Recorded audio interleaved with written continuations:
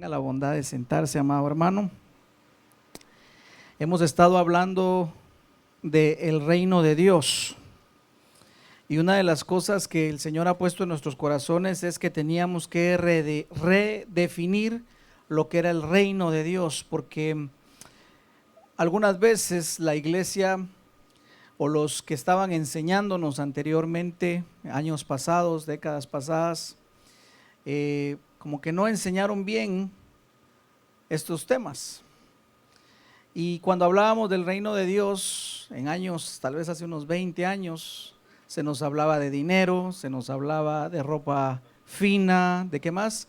Solo de lo que era prosperidad material. Era lo único que se hablaba cuando se hablaba del reino de Dios. Sin embargo, el Señor ha ido dándonos luz, revelación, para ir definiendo lo que es el reino. Y Jesús, cuando vino a establecer su reino.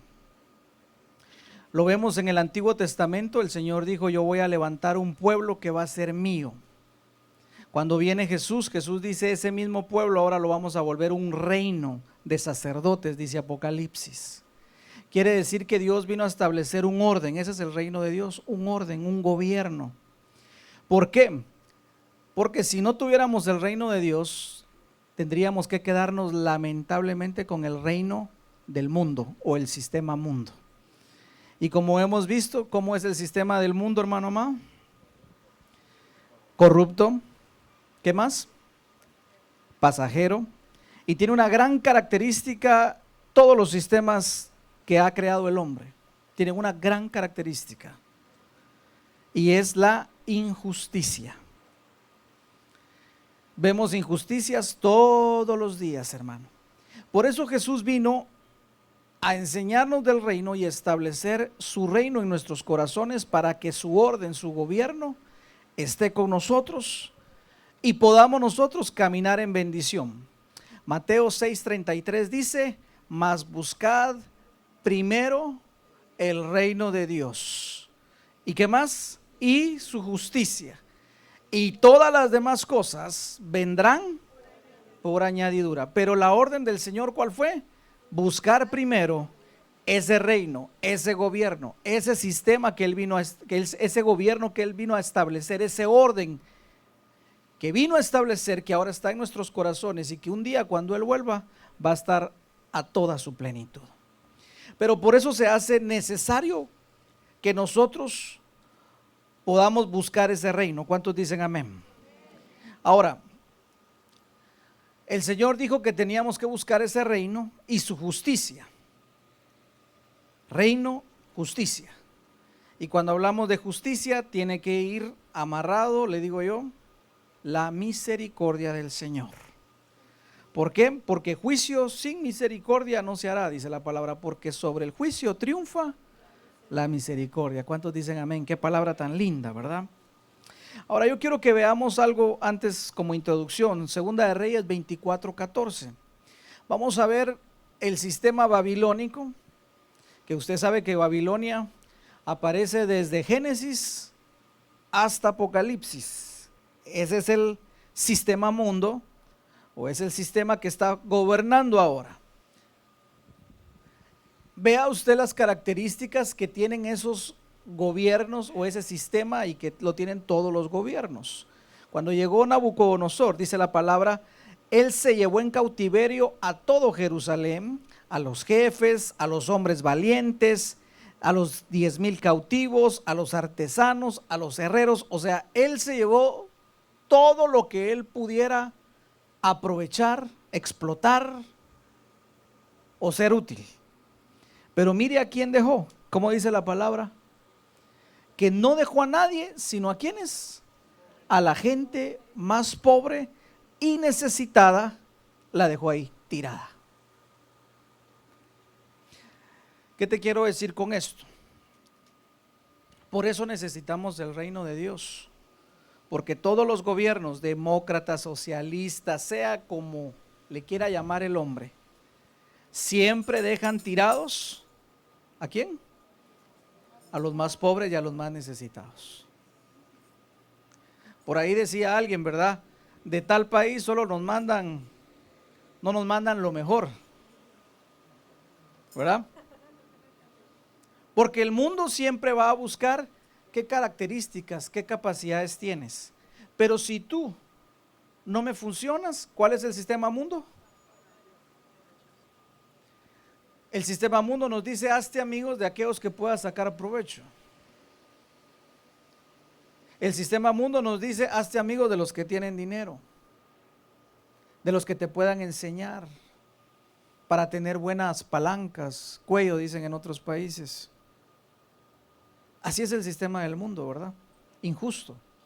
Y aquel que no puede tener ese acceso, simple y sencillamente se queda marginado. ¿Me estoy dando a entender, iglesia? Entonces el Señor dijo: yo tengo que establecer un reino donde predomine la justicia y donde a los pobres y a los más necesitados no se les olvide. Ahora, acuérdese que pobre en la palabra no solamente es aquel que no tiene dinero. Pobre en la palabra es aquel que está escaso, que está necesitado. Y allá afuera vemos mucha gente que está necesitada de paz, de gozo, de amor, de aceptación, de comprensión, de una ayuda. ¿Se da cuenta entonces por qué nosotros necesitamos establecer el reino de Dios en nuestros corazones para vivir de acuerdo a sus principios? Porque si no, lamentablemente el sistema babilónico nos influencia de tal manera que nos volvemos egoístas, y mientras yo esté bien, ¿qué me importan todos los demás? ¿Verdad que sí? ¿Cómo es el sistema en este mundo ahora? La palabra lo dice: en los últimos días se levantarán amadores de sí mismos. Y un amador de sí mismo es aquel que solo piensa: media vez yo esté bien, ¿qué me importan los demás? ¿Sí o no? Media vez yo haya comido, ¿qué me importa que los niños de África no tengan pan? Media vez yo tenga salud, que se mueran los enfermos en el hospital. Media vez yo tenga mi pareja, ¿qué me importa la demás gente? Media vez tenga mi carro, mi casa, etcétera, etcétera. Pero el Señor no quiere que seamos así. El Señor quiere que establezcamos su reino, ¿dónde? En nuestros corazones. Amén. Entonces, Él dijo: buscad primeramente el reino y su justicia. Ahora, vimos que si solo nos quedábamos en la justicia, hermano amado, sin misericordia no puede funcionar. Necesitamos buscar la justicia de Dios, lo que es recto, pero también necesitamos su misericordia. Vimos Miqueas capítulo 6, versículo número 8. No sé si podemos proyectarlo, hijito. En Miqueas capítulo 6, versículo 8, Dios levanta al profeta Miqueas en medio de una generación que se había olvidado de Dios, que estaba haciendo mezclas, adoraban a Dios y adoraban a Baal, adoraban a la diosa Ishtar. Un pueblo que se había olvidado de los pobres, que oprimía a los pobres. No solo se olvidaba, sino los oprimía, les cobraba más impuestos, y era una serie de injusticias que había. Dios lo levanta y le dice lo siguiente: Miqueas, vas a profetizar esto. Mire lo que dice verso 8: Él te ha declarado, oh hombre, lo que es bueno. Dígame conmigo lo que es bueno. Sabemos lo que es bueno, ¿verdad? Pero aquí viene el nuevo nivel: la justicia de Dios. ¿Y qué es lo que demanda el Señor de ti? Sino solo, diga conmigo, practicar justicia, amar misericordia y andar humilde con tu Dios. Entonces, amados hermanos, necesitamos practicar justicia y luego hacer misericordia. Ya vamos a ver en un momentito cómo hacer misericordia. Solo quiero que veamos algo. ¿Qué es practicar justicia y qué es lo que Dios espera que nosotros hagamos al practicar justicia? Salmo 82, 2 nos lo va a explicar bien. ¿Cómo es que nosotros debemos vivir en ese reino? Por eso cuando Jesús salía y predicaba, los religiosos de aquella época se sorprendían de que Él se sentara con las prostitutas, porque decía: este hombre Si tuviera discernimiento, sabría que son mujeres de la mala vida. ¿Cómo se puede sentar con los cobradores de impuestos que son ladronotes? Ellos no entendían que el Señor había venido por aquellos que estaban necesitados. Y ellos creían que miraban, y Jesús les decía: ustedes son ciegos. Usted puede verlo en Mateo capítulo 23. Jesús les da una trapeada, pero una trapeada que de serpientes, víboras no los baja el Señor. Le da una tremenda. Porque ellos le enseñaban al pueblo cosas, pero ellos no las hacían. Y lo que el Señor quiere es que nosotros practiquemos justicia. Mire lo que dice Salmo 82:2. ¿Hasta cuándo juzgaréis injustamente? Mire, hermano, nosotros necesitamos juzgar con justicia. Amén. En nuestros hogares. Amén. ¿Hasta cuándo favoreceréis a los impíos? Verso 3, mira lo que el Señor demanda de nosotros. Defiendan, ¿a quién? Versículo número 3. Defiendan al débil. Diga a la persona que tiene a su lado: defiende al débil.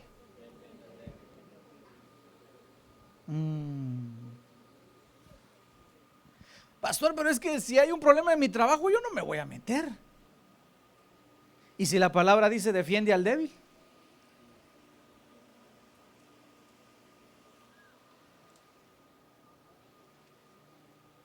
Hablábamos el viernes con los hermanos estábamos estudiando este tema.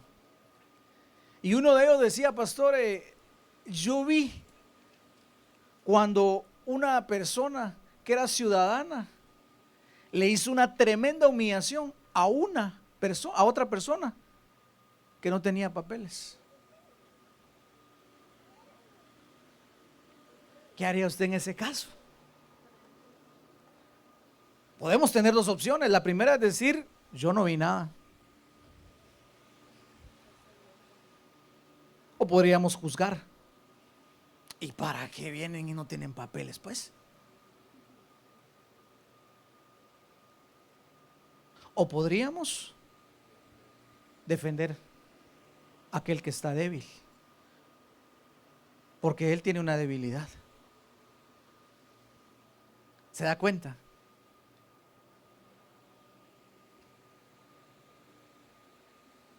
Hoy no se respeta a los ancianos. ¿O se respeta a los ancianos? No. Se les manda a vivir a los living home. Se les saca la plata primero y de ahí.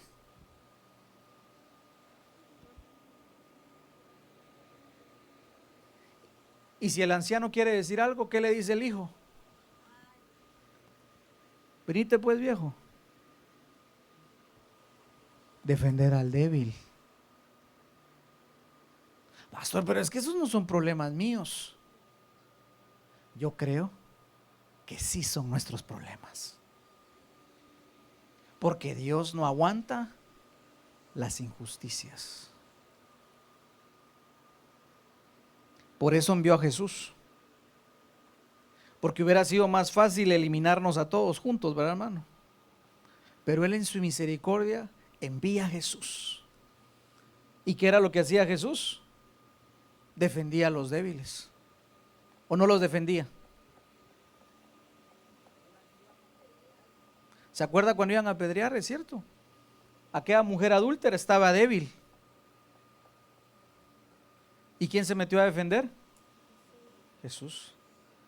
Jesús bien pudo haber dicho: bueno está que te vayan a apedrear por andar haciendo cosas. Pero tan lindo el Señor, ¿verdad? Ese sí es un superhéroe de a verdad usted. Y Dios quiere que usted se vuelva un superhéroe de a verdad también. Versículo 3. Defended al débil y defender al huérfano. ¿Sabe quién es el huérfano? En el original hebreo significa aquel que está solo. Hay gente en este país que está solo, hermano. ¿Y sabe qué expresiones se oyen? Si a mí me costó, que le cueste a este también. ¿O no se oyen estas expresiones? Si supieras cuando yo vine, cuánto me costó. Ahora vos la vas a tener fácil. No, sufrimos también. Está solo. Estamos hablando de la justicia. Mira lo que dice: hacer justicia al que está afligido. ¿Usted conoce a alguien que esté afligido, mi hermano amado? ¿Mi hermana? ¿Cuántos no conocemos a alguien que tiene una aflicción, que está enfermo, que tal vez está solo, alguna prueba, alguna lucha? Y lo que el Señor quiere cuando hagamos justicia es que nuestros ojos digan: deja de verte a ti mismo y empieza a ver la necesidad de otros también y haz justicia. Porque si hacemos eso, todas las demás cosas vendrán por añadidura, ni las vamos a tener que buscar. ¿Cómo es que dice la palabra? Y estas bendiciones vendrán y te alcanzarán. Mire, usted va caminando y la bendición lo va agarrando. Esa es la verdadera prosperidad, cuando Dios te prospera. Amén. Versículo número 4: rescatad al débil. Mire, hermano, ¿qué es rescatar? ¿Qué es rescatar? ¿A quién se le rescata, hermano? Al que ya está. ¿A quién se le rescata? Al que ya está hundido, al que ya no puede, hermano, al que sus opciones ya no da. A ese hay que rescatar. Mire lo que dice: rescatar al débil. Y otra vez la palabra nos vuelve a decir: y al necesitado, librarlo de la mano de los impíos. ¿Qué te quiero decir con esto? En tu familia, hagámosle justicia a nuestra gente. Hágale justicia a sus hijos. Ahora que van a entrar a la escuela, asegúrate bien que no les hagan bullying. Porque si ellos no encuentran justicia ni en su casa, hermano amado, muchos de ellos van a pensar mejor en quitarse la vida. Como aquel niño que vimos hace un tiempo, ¿se recuerda? Que se quitó la vida a 8 años, creo que tenía 10 años, por un bullying, por bullying. Hagámosle justicia al necesitado y librémoslo de la mano de los impíos. ¿Cuántos quieren hacer justicia, hermano? ¿De veras? Entonces, hermano amado, tenemos que entender esto para que en nuestro corazón podamos empezar a practicar justicia. Este mundo no lo entiende, hermano. Este mundo, el rico se aprovecha del pobre. El que tiene conocimiento se aprovecha del que está en ignorancia. El que tiene abundancia se aprovecha del que tiene escasez. El que tiene papeles se aprovecha del que es ilegal. El que tiene fuerza se aprovecha del que está débil o enfermo. Y así le podría decir tantas cosas que tiene este mundo. Pero que nosotros debemos de actuar con, ¿cómo tenemos que actuar? Con justicia. Isaías 33:15. No sé si puedes ponerme la versión TLA, hijito. Sé que no te lo había enviado antes, pero me gusta esta versión. Si alguien la tiene, la busca. Traducción lenguaje actual. Isaías 33:15. Esto es lo que Dios quiere, hermano amado.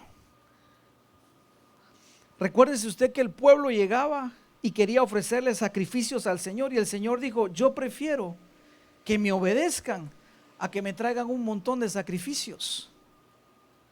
¿Se acuerda cuando estaba Saúl?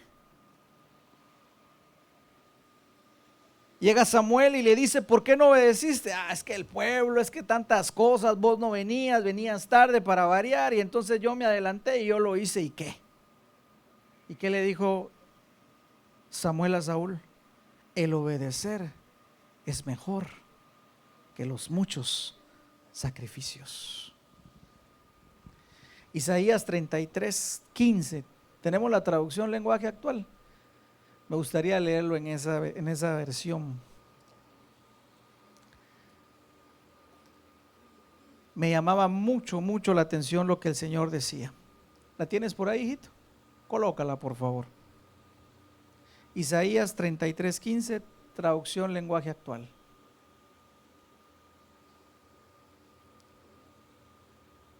Isaías dijo, mire cómo es de certera esta palabra: solo vivirá segura la gente que es honesta y siempre dice la verdad.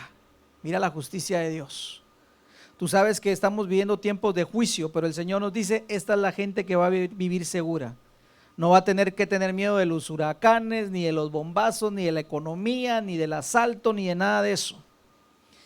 Esta es la gente que vivirá segura, la que es honesta y la que siempre dice la verdad, la que no se enriquece a costa de los demás, la que no acepta regalos a cambio de hacer favores, la que no se presta para cometer un crimen ni soborno, la que ni siquiera se fija en la maldad que otros cometen. Esa gente tendrá como refugio una fortaleza hecha de roca. ¿Y quién es la roca? Cristo. Siempre tendrá pan y jamás. Qué hermoso, hermano. Esa es la justicia. ¿Cuántos dicen amén? Que así podamos vivir, hermano. Que así podamos vivir. Entonces, practicamos justicia y amamos misericordia. ¿Qué es misericordia entonces, hermano? Cuando viene un juicio, cuando viene la justicia de Dios, nos hace lo que es recto, lo que es correcto. Pero el Señor nos dice que tenemos que hacer misericordia. Yo le puse a usted el ejemplo de Sodoma y Gomorra. ¿Se recuerda de Sodoma y Gomorra? El Señor las ejecutó. ¿Por qué las ejecutó? Por la abundancia que tenían y haberse olvidado de los pobres, de los débiles, de los más desvalidos. Pero en esa situación de juicio, o lo que era correcto exterminarlos, se levanta Abraham y empieza a hacer interceder para misericordia. Y empieza Abraham, empieza a negociar, misericordia, misericordia, misericordia. Finalmente no se pudo porque no había nadie más que Lot. Pero ahí entra la misericordia. Entonces, lo que yo quiero dejarle en esta mañana, mi hermano amado, es que practiquemos justicia y amemos misericordia. ¿Cómo se hace misericordia entonces, pastor? Porque si tenemos que vivir de acuerdo a lo que dice la palabra, pero si hay gente que falla, ¿cómo le hacemos para tener misericordia? ¿O se podrá tener, o se tendrá que hacer misericordia a todo mundo, hermano? ¿Qué piensa usted? ¿Se le tendrá que hacer misericordia a todo mundo?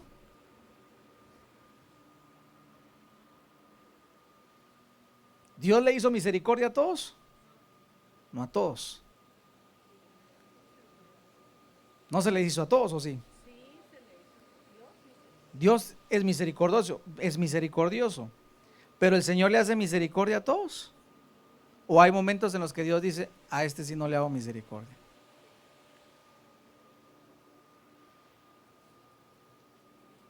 ¿Se recuerda de los ángeles caídos?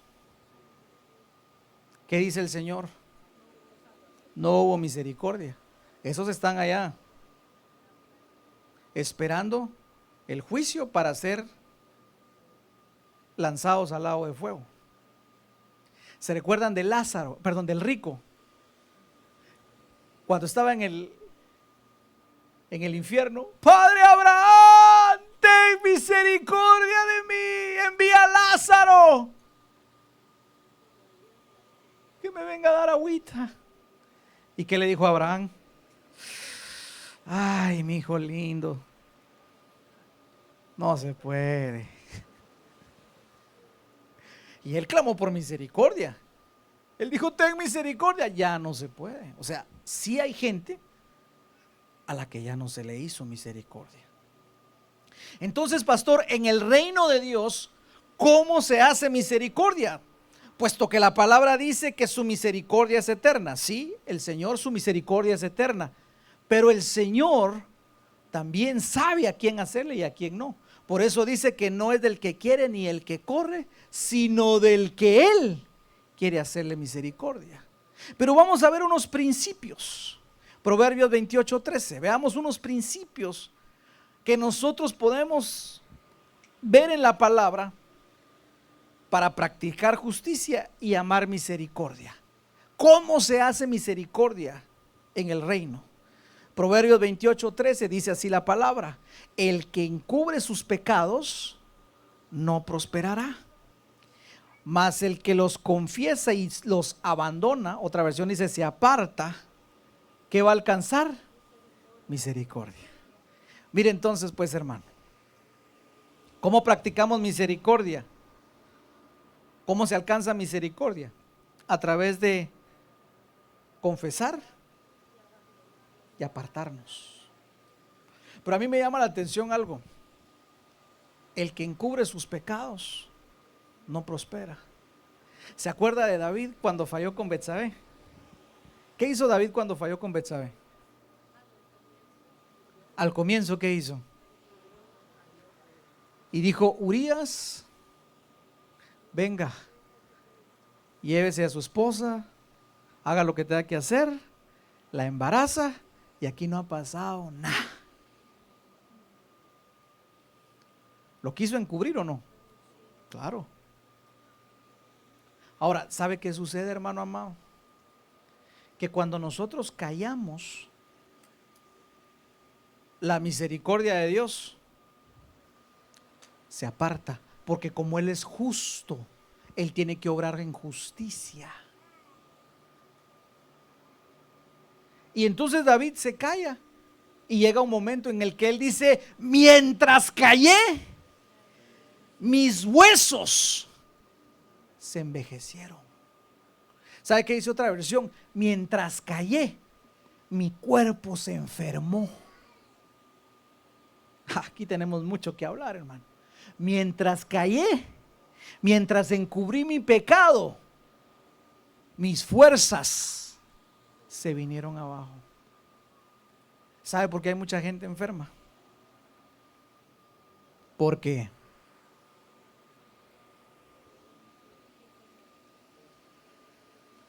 toque a la persona que tiene a su lado: tú no eres uno de esos. Yo te miro tu boquita y parece que tú sí confiesas de él.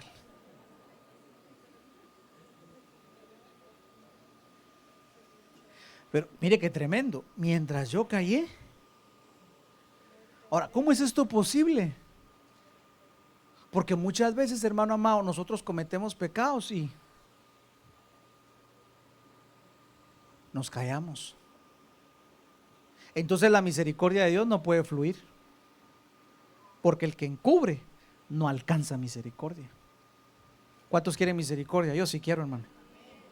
¿Qué hay que hacer, hermano, entonces? Confesar. Mientras callé, mis huesos se envejecieron. ¿Cómo se llama esa enfermedad cuando se envejecen los huesos? Osteoporosis. Un médico hubiera dicho: David, usted tiene osteoporosis. No, no es eso. Mire, cuando alguien le hace algo malo a usted, o cuando nos hace algo malo a nosotros y nosotros no perdonamos, ¿qué sucede, hermano amado? La amargura entra a nuestra vida. Y entonces, hermano, nuestra salud se daña.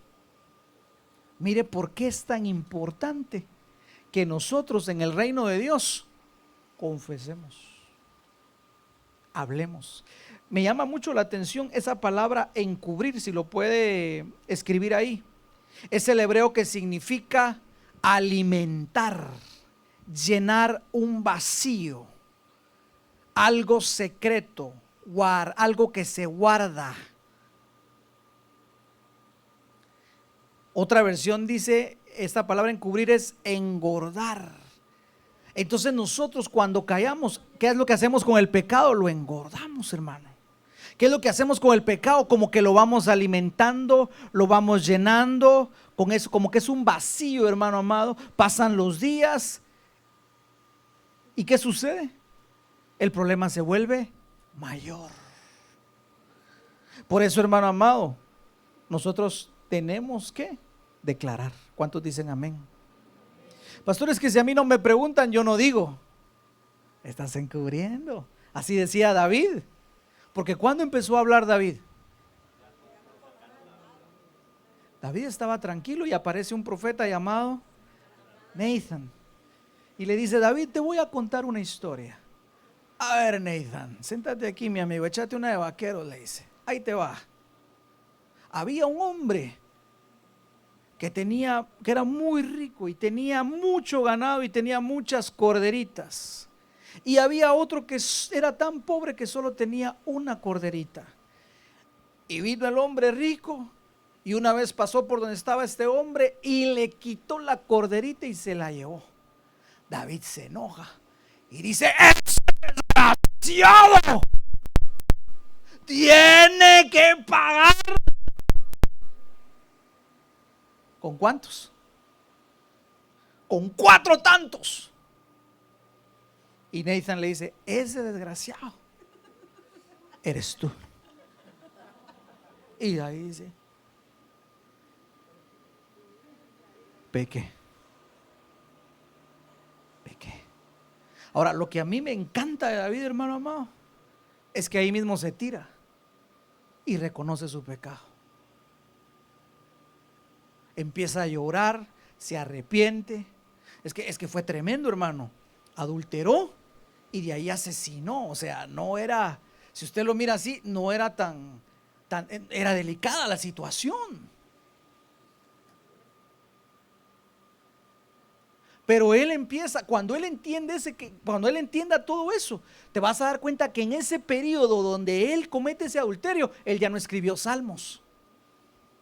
Ya no escribió salmos el dulce cantor de Israel. ¿Y cómo iba a escribir salmos si estaba mientras callé?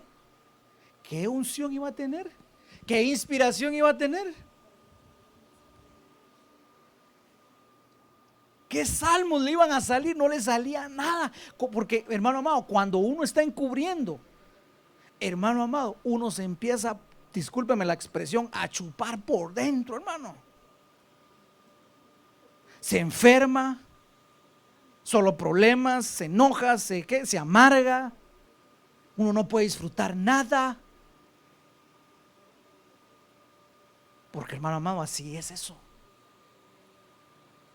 Pero fíjese pues, viene David y los confiesa y se aparta. Y él dice: yo fallé, ya, me aparto. Pero ahora veamos el otro contrapunto. Saúl. ¿Qué pecados cometió Saúl? Saúl no mató. O sea, así a alguien a sangre fría asesinar como David, no lo hizo. No se mira que Saúl haya cometido adulterio. Pero ¿cuál fue el pecado de Saúl? Yo pienso que fue orgullo, y el orgullo lo llevó a la desobediencia. Ahora le digo una cosa: entre orgullo y asesinato, según su justicia, ¿a quién habría que darle más palo?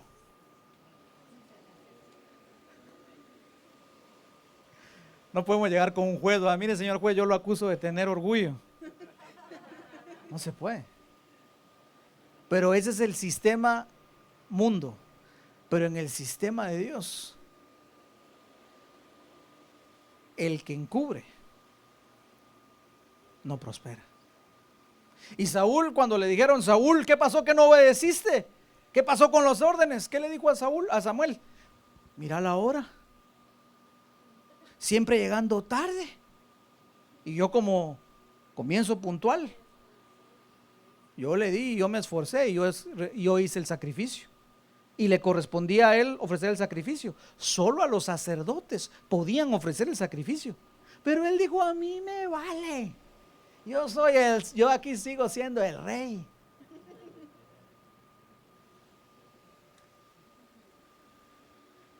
Y entonces usted sabe lo que pasa. ¿Qué le dice Samuel? Bueno, hijito, a partir de hoy es desechado. ¿Usted cree que Saúl, qué hubiera pasado si Saúl dice, me equivoqué, perdóname Samuel, Señor perdóname? Pero no vemos que Saúl haya confesado. Se fue a la tumba encubriendo su pecado. Por eso no prosperó. Hermano amado, para tener una verdadera paz necesitamos confesar. Otra vez, para tener una buena, para vivir en paz, pero una paz de Dios, hermano, necesitamos confesar. Ahora, ¿sabe qué significa confesar? Yo quiero que usted que escriba ahí, por favor. Confesar significa admitir que te has equivocado, declarar, hablar, destapar, manifestar.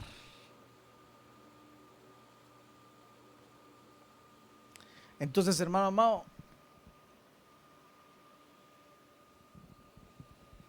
Saúl no lo entendió, David sí, y por eso David prosperó. Pero Saúl nunca lo hizo. Entonces, ¿cómo hallamos misericordia, hermano amado? A través de confesar y apartarnos. ¿Cuántos dicen amén? Si confesamos nuestros pecados, Él es fiel y justo para perdonarnos. Por eso Jesús, cuando sanaba, hubo uno que el Señor le dijo, vete y no peques más, no sea que lo vuelvas a hacer y algo peor de esta enfermedad te venga. Mire qué sabio el Señor, porque el Señor anhela que nosotros prosperemos de adentro hacia afuera. Ahora, entonces, pastor, ¿cómo se hace misericordia en el reino? ¿Cómo se alcanza misericordia en el reino? Cuando confesamos y abandonamos el pecado. Pastor, ¿qué pasa cuando yo le puedo hacer misericordia a alguien que no confiesa y no abandone su pecado? Creo que si lo haces de la manera contraria a la palabra, no vas a solucionar el problema. ¿Me está poniendo atención? No podemos ser más buenos que Dios, ¿verdad que no? Si ni Dios lo hace, menos nosotros. Por eso mire lo que dice Judas 1:23, cuando hagamos misericordia. Judas 1:23.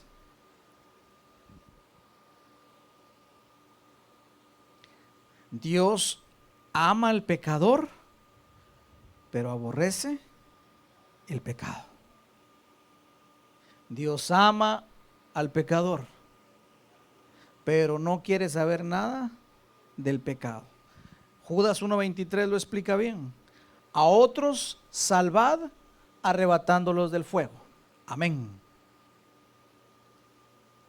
A otros tened misericordia con temor, aborreciendo aún la ropa contaminada por su carne. Entonces, amado hermano, ¿cómo tenemos que hacer misericordia? ¿Cómo se hace misericordia en el reino? Con temor. Hablábamos con los hermanos acá que para que nosotros podamos ir a hacer misericordia tenemos que estar preparados para hacerlo. Imagínense que nosotros digamos queremos hacerle misericordia a esos hermanos, a esas personas que están allá, y esas personas que están allá le están dando duro al trago, y el hermanito de un mes viene saliendo del alcoholismo, y si yo le digo vente, vamos a ir a hacerle misericordia allá,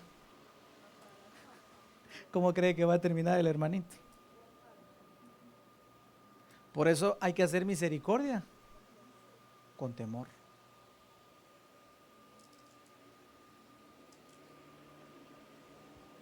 No se le puede hacer misericordia así de fácil a la gente, no, hermano. Porque ¿cuál es el problema? Según lo dice Judas 1:23, nos podemos contaminar. Diga a la persona que tiene a su lado, nos podemos contaminar.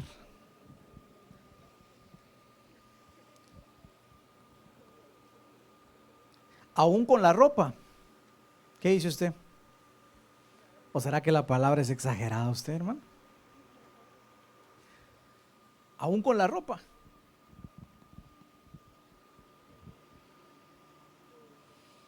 Con todo, hermano. Y es que le voy a decir una cosa.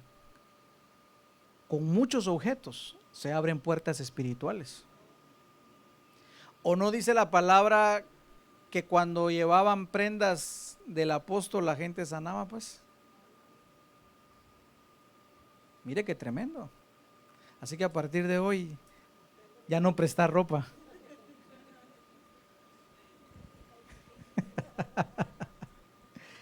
No, y así era eso. Cuando llegaba, el Levítico nos dice que cuando llegaba un leproso y se le comprobaba que tenía lepra, había que quemar la ropa. No se podía quedar la ropa, no se la podían lavar y volvérsela a poner, había que desecharla totalmente. Ahora nosotros tenemos que hacer la misma misericordia, hermano amado, pero con temor a que nosotros no vayamos a quedar contaminados. Porque si no, hermano amado, podemos contaminarnos. Se abren puertas. Que el Señor reprenda al diablo. Mire que hablando con los hermanos acerca de estos temas de hacer misericordia con temor. Porque yo le contaba a los hermanos que mi abuelo, yo tenía como 7 años cuando vivía con él, y de repente yo entraba a la sala y miraba a un hombre totalmente desconocido y me asustaba. Y lo miraba en un estado de ebriedad absoluto y me asustaba más. Y mi abuelo lo agarraba, lo llevaba, abría la puerta del baño, agarraba una manguera y empezaba. Ya después él solito se empezaba a bañar, luego lo sacaba, le daba una ropa de él, lo ponía que se rasurara. Le decía a mi abuelita, haz un plato de comida, la ponían en la mesa y ahí lo llevaba mi abuelo, lo sentaba y le decía, coma. Y empezaba el hombre a comer. Después mi abuelo tomaba la Biblia, la ponía y empezaba a predicarle. Toda la semana yo miraba a alguien ahí, hermano. Maravilloso. Habían algunos que se restauraban y regresaban a dar las gracias. Otros ya no los volvíamos a ver. Pero le voy a decir una cosa, hermano. Yo digo que mi abuelo, de entre todos los que metió ahí, hermano amado, solo la misericordia de Dios nos cubrió, porque imagínense si hubiera metido a alguien que era violador. Y yo le decía a los hermanos, yo he conocido hermanos que han abierto las puertas de su casa y los niños han pagado los platos rotos. Entonces está bien hacer misericordia, pero con temor, porque nos podemos contaminar. Si tu debilidad es el chisme, no vayas a evangelizar a la gente que habla chismes. Te vas a contaminar. Si tu debilidad es el orgullo, no vayas a dejarle pan a los orgullosos. Te vas a contaminar. Si no has estudiado bien la palabra, no vayas a hablarle a alguien que se la pase leyendo todo el día y esté en un lugar equivocado. Él te va a terminar convenciendo a ti. Hay que hacer misericordia con temor, aborreciendo aún la ropa que está contaminada por la carne. Zacarías 1:3. Mire cómo esto de las vestiduras es tremendo y cómo Dios hace misericordia, pero primero extirpa el pecado. Así tenemos que hacer misericordia nosotros. Hay que extirpar el pecado. ¿Qué es lo que primero necesita la gente allá afuera para hacerle misericordia? Lo primero que necesitan es al Señor. Al Señor.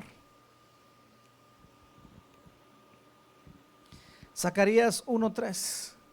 Entonces me mostró el sumo sacerdote Josué, que estaba delante del ángel del Señor. Y mire quién estaba ahí, hermano amado. Y Satanás estaba a su derecha. ¿Cómo estaba? ¿Qué estaba haciendo Satanás, hermano amado? Acusando. Por cierto, no es bueno acusar, hermano. Esa es labor del diablo, ¿verdad? No nuestra. Versículo número 2. Y el ángel del Señor le dijo a Satanás: el Señor te reprenda, Satanás. Que el Señor te reprenda, pues Él ha escogido a Jerusalén. Mire, cuando Dios escoge a un pueblo, ya lo escogió. ¿Cuántos escogidos hay acá? Digan amén. ¿No es este un tizón arrebatado del fuego? ¿Cómo así un tizón arrebatado del fuego, hermano amado? ¿Cómo así un tizón arrebatado del fuego? ¿Dónde estaba Josué entonces? ¿Dónde cree usted que estaba Josué? Ya estaba en el infierno. Ya, o sea, ya se había declarado sentencias. Señor Josué, sus vestiduras están sucias. O sea, se contaminó. ¿Cómo fue que se contaminaron, hermano amado? El Señor les dijo: ustedes van a ser mi pueblo y van a entrar a aquella tierra, y cuando entren a esa tierra, ustedes no se vayan a contaminar con las idolatrías. Ustedes son luz. Ustedes son mis representantes. No vayan a adoptar su cultura.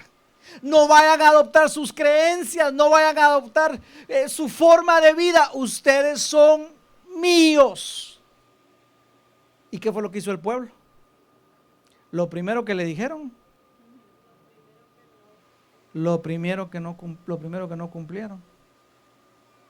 Y entonces ellos empezaron a adoptar esa cultura.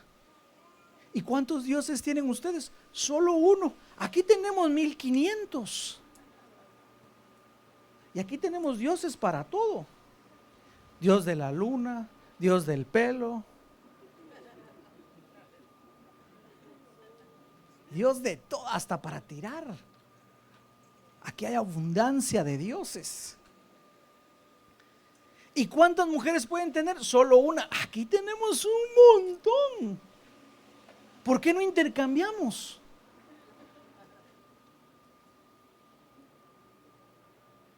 Fíjese usted la mentalidad.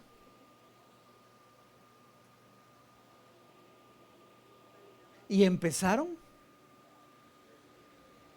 a mezclarse, a mancharse sus vestiduras. Entonces el Señor dijo: bueno, vamos a tener que hacer algo. 70 años cautivos en Babilonia, y plum, viene el juicio. 70 años, viene Nabucodonosor, se los lleva 70 años. Pero cuando se cumplen los 70 años, ya sale ese pueblo. Ahora, cuando ellos salen, hermano, de Babilonia, por cierto, la gran mayoría no quiso salir. Cuando ellos salen de Babilonia, ¿cómo creen que iban? Ya venían más contaminados. Todo eso es símbolo y sombra de lo que se está viviendo, hermano. Dios quiere sacarnos del sistema babilónico. Porque el sistema babilónico, ¿cómo vive, hermano? ¿Cómo viven allá afuera?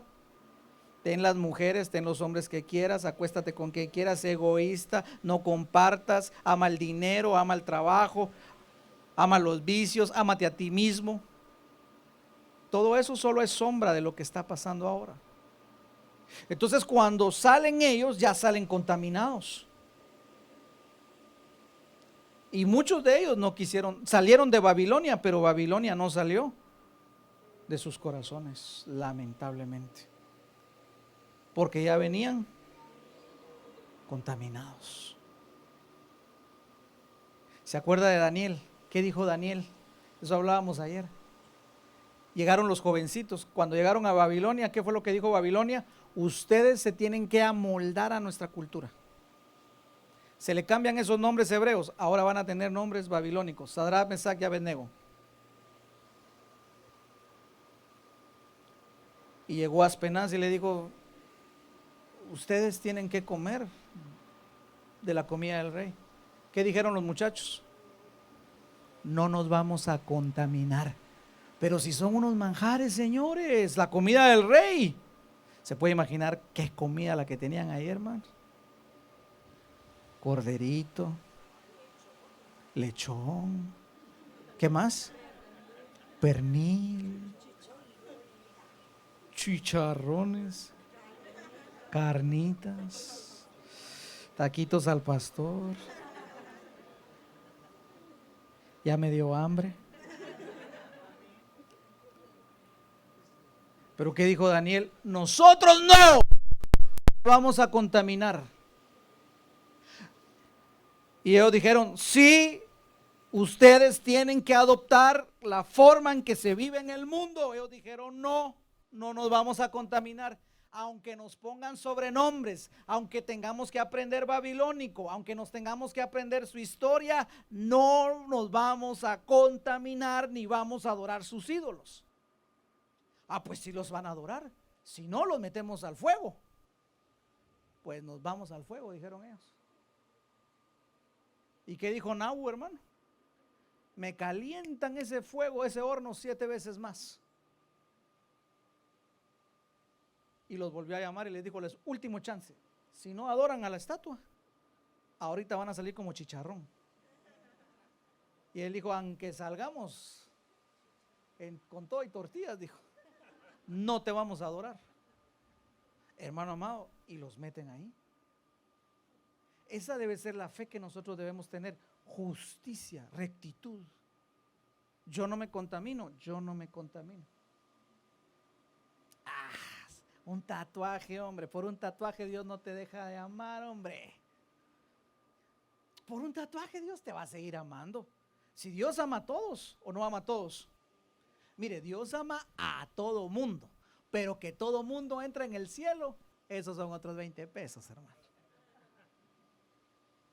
Se lo voy a decir otra vez. Dios ama y Dios ama a todos, hermano, porque así es nuestro Dios. Pero de que todos esos vayan a entrar allá, esos son otros 20 pesos. Esa es otra historia, hermano. ¿O no lo dice Apocalipsis? Pero los cobardes, los adúlteros, los fornicarios, los homosexuales y los mentirosos y los idólatras, no. Y todos esos yo le aseguro que Dios los ama, porque los ama, pero no van a entrar. Por eso es que el mundo así dice, no hombre, usted contamínese, usted éntrele. No se trata de eso. Se trata de no contaminarse. Ahora, cuando ellos salen, entonces, hermano, venían contaminados. Y entonces cuando Dios llama al pueblo, Satanás se levanta y dice, mira ese pueblo, Señor. Lo primero que les dijiste, lo primero que hicieron. Ahí estaban adorando todos los dioses que yo les hice. Y ahí está. Y es que Satanás eso es lo que hace, hermano.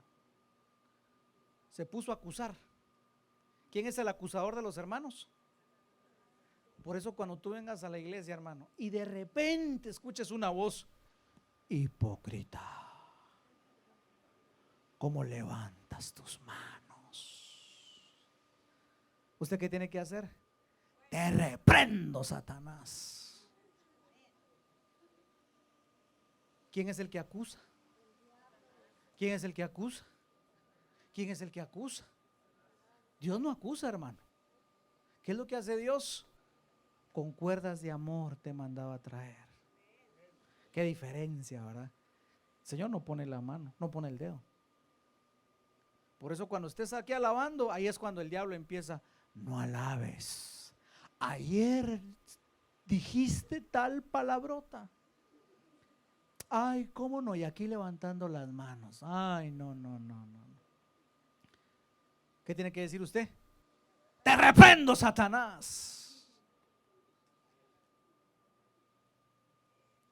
Entonces, ahí estaba Satanás acusando ¿a quién? ¿Y cómo estaba Josué, hermano? Le voy a decir una cosa, Josué ni decía nada, hermano. Ahora, ¿por qué no decía nada Josué? Porque era culpable, hermano. Él sabía que él estaba vencido en juicio. La justicia lo había alcanzado y él estaba con sus ropas sucias. Mire, por eso dice la palabra, ¿acaso no lo acabamos de arrebatar del fuego? Pues, versículo número 3, hijitos, si lo puedes poner ahí, por favor. Y Josué estaba vestido de ropas sucias, en pie delante del ángel. Ya él no decía nada. Entonces te voy a decir una cosa, hermano amado, porque aquí se empieza a poner bueno esto. Versículo número 4. Dice la palabra, y este habló y dijo a los que estaban delante de él, quitadle las ropas sucias.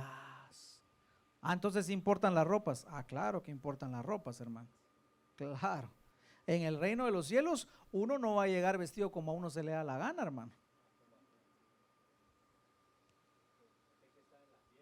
Aquel que estaba en la fiesta, ¿cómo llegó? ¿Se recuerda? Pasó revista el Señor y le dijo, empezó a ver a los invitados y le dijo, y amigo, ¿y vos cómo entraste aquí? Aquí estoy, le dijo. ¿Y dónde está tu vestido? Yo vengo como a mí se me da la gana, le dijo. No, viejo, aquí así no. Llamó a los ángeles. Échenlo. Es que las vestiduras importan mucho, hermano. El Señor no quiere que nuestras vestiduras se manchen. Por eso dice, hagan misericordia, pero con temor, no te vayas a manchar. Dígale a su hermano que tiene a su lado, no manches. No te manches la ropa, es la cosa, ¿va? Es que como así dicen los hermanos de México, ¿va? Las vestiduras importan y mucho, hermano. El hijo pródigo, lo primero que le hicieron, ¿qué fue? Cambio de vestiduras. Y así podríamos seguir viendo todo lo de las vestiduras, hermano. Cuando antes de que ministrara el sacerdote Aarón, que fue el primero que ministró, el Señor le dijo a Moisés, le van a hacer unas vestiduras de honra, porque este va a ser mi representante. Mire qué tremendo. Entonces, hermano amado, mire lo que dice, quitarle las ropas sucias. Y a él le dijo, mira, he quitado de ti tu iniquidad. Es que la iniquidad lo que hace es que mancha las ropas, hermano. Ahora te voy a vestir de ropas de gala. ¿Se da cuenta entonces? Las vestiduras importan. Ahora, ¿por qué te digo todo esto? Porque nosotros hemos sido mandados a practicar justicia y hacer misericordia, pero con temor, para no mancharnos nuestras vestiduras. Amén. Yo no le puedo decir a mi hijo Josué, ahora que vas a entrar a la escuela, tenés que ir a evangelizar y a ganar a todos los muchachos. Esa va a ser tu tarea. Y yo ni siquiera lo he preparado para evangelizar. Es más fácil que los de allá me lo quiten. Sus amigotes se lo lleven. No sé si me voy a entender. Misericordia con temor. Vayamos terminando. Entonces, amado hermano, acerquémonos al Señor, practiquemos justicia y hagamos misericordia. Hebreos 4:15, y con este terminamos.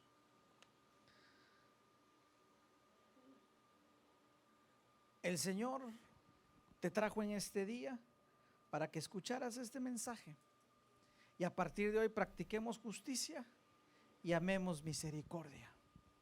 Si hay algo que el Señor quiere que hoy también nos llevemos, es que podamos entender con claridad que su misericordia siempre va a estar para nosotros. El que encubre no prospera, pero el que llega ante Él confesando su necesidad alcanza misericordia. Versículo número 15, porque no tenemos un sumo sacerdote que no pueda compadecerse de nuestras flaquezas. Tenemos un Señor que sabe nuestras necesidades, hermano.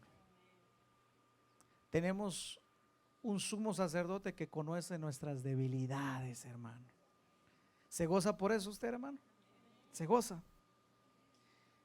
Sino uno que ha sido tentado en todo como nosotros. Entonces te voy a decir algo, hermano. El Señor fue tentado en todo. ¿Sabes qué quiere decir eso? Que el único que es capaz de entendernos, de entender nuestras fallas, nuestras debilidades, de entendernos en nuestros momentos más críticos, es Jesús. ¿Será que Jesús sabe de amor, señor pastor? Claro. ¿Será que Jesús sabe de soledad? ¿No se quedó él solo en la cruz, pues? ¿Será que Jesús sabe de perdón? No perdonó a ellos en la cruz. Padre, perdónalos, porque no saben lo que hacen.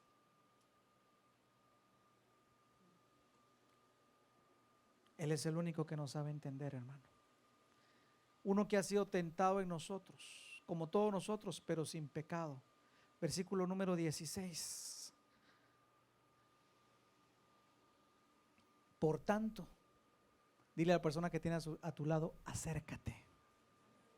Ahora dígaselo con convicción, acércate. ¿Cómo nos debemos de acercar, hermano amado?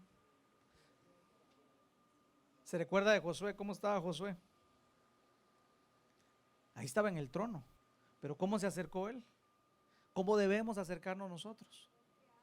Con confianza al trono de la gracia. Aleluya. ¿Cómo nos tenemos que acercar? Con confianza. ¿Será que Dios me va a perdonar? Si declaras el pecado, claro que te va a perdonar. Si le dices con todo tu corazón, Padre, yo ya no quiero pecar más, claro que te va a perdonar. Si le dices, Padre, ayúdame, no puedo dejar esta situación, me cuesta, ayúdame, me gusta hacer esto, ayúdame.